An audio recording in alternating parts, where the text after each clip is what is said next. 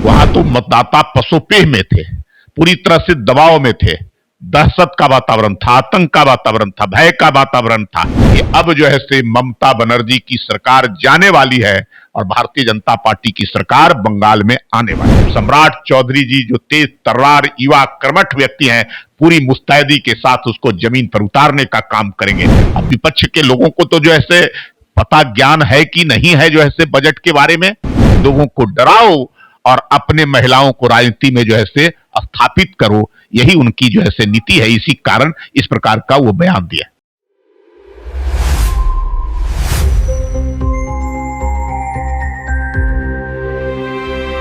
नमस्कार, आप देख रहे हैं न्यूज पीआर और मैं हूं तृप्ति आपके साथ। बंगाल में चुनाव चल रहा है, आज वोटिंग चल रहा है, जिसको लेकर के अभी हम बातचीत करेंगे बीजेपी के प्रवक्ता प्रियरंजन पटेल से। बंगाल में चुनाव चल रहा है, जनता के बीच बहुत उत्सुकता दिख रहा है, बहुत भारी मात्रा में वोटिंग हो रही है, क्या कहिए? परिवर्तन का उत्साह है, साफ तौर पे यह नजर आ रहा है कि जिस प्रकार से वहां के मतदाताओं में उत्साह है वोट के प्रति, वहां तो मतदाता पसोपेह में थे, पूरी तरह से दबाव में थे, दहशत का वातावरण था, आतंक का वातावरण था, भय का वातावरण था। और इस बार चुनाव में वो सब समाप्त कर करके और वोटिंग के दौरान लंबी लंबी कतारें लगा करके लोग वोट दे रहे हैं। और जब वोट दे रहे हैं तो सत्ता के खिलाफ वोट देने का 1 बजे तक 62% से ज्यादा वोट होना इस बात का प्रमाण है कि अब जो है से ममता बनर्जी की सरकार जाने वाली है और भारतीय जनता पार्टी की सरकार बंगाल में आने वाली है। जनता की खुशी भारतीय जनता की पार्टी के आने की जरूर। मैंने कहा कि जनता पूरी तरह से जो है से मुस्तैदी के साथ अपने पक्ष में फैसले ले रही है। जो उत्साह चुनाव के दौरान नजर आ रहा है, वोटिंग में नजर आ रहा है, जितने लोग घरों से निकल करके इतनी बड़ी मात्रा में अगर वोट देने के लिए बूथों तक जा रहे हैं, तो वहां जो भय था, दहशत था, जिनको रोका जाता था, वो अब रुकने वाले नहीं है। अब वो दहशत से बाहर आकर करके और वोट कर रहे हैं। जब वोट करेंगे तो वो उनके खिलाफ वोट कर रहे हैं। बिहार की राजनीति की बात करते हैं। सम्राट चौधरी जो है प्रधानमंत्री से मिले हैं और शायद 12,000 करोड़ की लोन की भी प्रक्रिया चल रही है। प्रधानमंत्री जी से मिलना मुख्यमंत्री बनने के बाद जो है ये पहली बार हुई है और केंद्र सरकार का पूरा सहयोग योगदान बिहार की सरकार को मिलता रहा है, पहले से भी मिलता रहा है। योजना, विकास की राशि, बहुत सारी जो है से जो यहाँ की आवश्यकता जरूरत है उसके मुताबिक और जरूरत जो पड़ेगी, अगर 12,000 रुपये के लोन की या अन्य चीजों की जो सरकार को लगेगा, वो केंद्र सरकार मदद करती रही है और आगे भी करने वाली है। इसमें कहीं कोई दो राय नहीं है। अब जो है बिहार के अंदर में ट्रिपल इंजन की सरकार बन गई है। पहले डबल इंजन की सरकार थी। मोदी जी एक तरफ योजना देने का काम और क्रियान्वयन करने का काम नीतीश कुमार जी कर रहे थे। अब ट्रिपल इंजन सरकार इसलिए कि मोदी जी योजना देंगे, नीतीश कुमार का मार्ग निर्देशन होगा और सम्राट चौधरी जी जो तेज तर्रार युवा कर्मठ व्यक्ति हैं, पूरी मुस्तैदी के साथ उसको जमीन पर उतारने का काम करेंगे। तो अब ये विकास का कार्य और गति पकड़ेगा और तेजी से आगे बढ़ेगा। ये ट्रिपल इंजन की सरकार में बिहार अपने जो है से सारे विकास के आयामों को अब पूरा करेगा। विपक्ष के लोग लगातार बोल रहे हैं कि बिहार का खजाना खत्म हो गया, क्या सही में बिहार के पास अब कोई पैसा नहीं बचा? पिछली बार 3,17,000 करोड़ रुपए का बजट था और मार्च महीने तक जो बजट का जो सत्र होता है 1 अप्रैल से लेकर के 31 मार्च तक, उसमें 100% राशि का खर्च किया गया। इस बार 1 अप्रैल से प्रारंभ हुआ है। अब विपक्ष के लोगों को तो जो ऐसे पता ज्ञान है कि नहीं है जो ऐसे बजट के बारे में।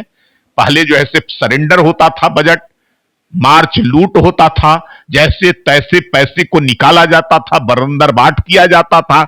अब तो वो नहीं हो रहा है। जो पैसा अगर बच जाता है तो उसको सरेंडर करा करके और फिर से उसको अगले योजना में शामिल करने का काम किया जाता है। लेकिन 100% राशि जो ऐसे खर्च हो गया, ये अपने आप में अभूतपूर्व है और आने वाले समय में 3,47,000 करोड़ रुपए का हमारा बिहार का जो बजट है, मुझे लगता है कि हम आगामी इस बजट सत्र में जब मार्च का महीना आएगा 27 में, तो आपको लगेगा कि 3,47,000 करोड़ का बजट और 4 लाख करोड़ रुपया से ज्यादा हम खर्च कर चुके होंगे।